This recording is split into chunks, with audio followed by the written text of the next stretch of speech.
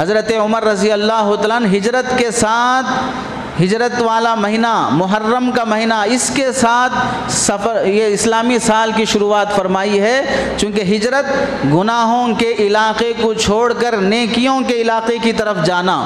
مکہ چھوڑ کر مدینے کی طرف جانا، اس کی فضیلت الگ ہے۔ اور پھر جہاں جس ایریے میں جس علاقے میں آپ رہتے ہیں وہاں اگر مندر ہے، چرچ ہے، آس پاس سب غیر مسلم بھائی رہتے ہیں، اذان کی آواز نہیں آتی، آپ اسلامی لباس نہیں پہن سکتے، اپنے عید تہوار میں صحیح کھل کر آپ خوشی منا نہیں سکتے، آپ غیر مسلم بھائیوں کے تہوار میں، ان کی عید برات میں مجبوراً آپ کو شامل ہونا پڑے گا۔ دسہرہ آپ کے بچے بھی مناتے ہیں، ہولی آپ کے بچے بھی کرتے ہیں، اور دیگر وہ سارے خرافات اور رسومات جو غیر مسلم بھائی کرتے ہیں، آپ بھی انہی کے ماحول میں ڈھل رہے ہیں، تو شریعت کا حکم ہے کہ ایسے علاقے کو چھوڑ کر مسلمانوں کے ایریے میں آؤ،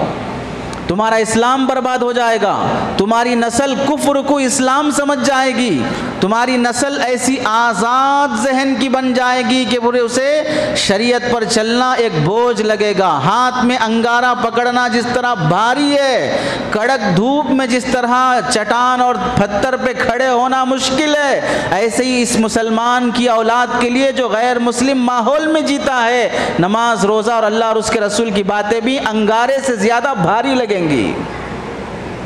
اس لیے ماحول کی بارے میں کہا گیا، گھر لینے سے پہلے پڑوسی دیکھ لو، سفر کرنے سے پہلے ساتھی دیکھ لو، کس کے ساتھ جا رہے ہو اور کہاں رہ رہے ہو، ماحول کا اثر پڑتا ہے۔ تو ہجرت وہ سبق سکھاتی ہے کہ کفر کے ماحول سے اسلام کے ماحول کی طرف آؤ۔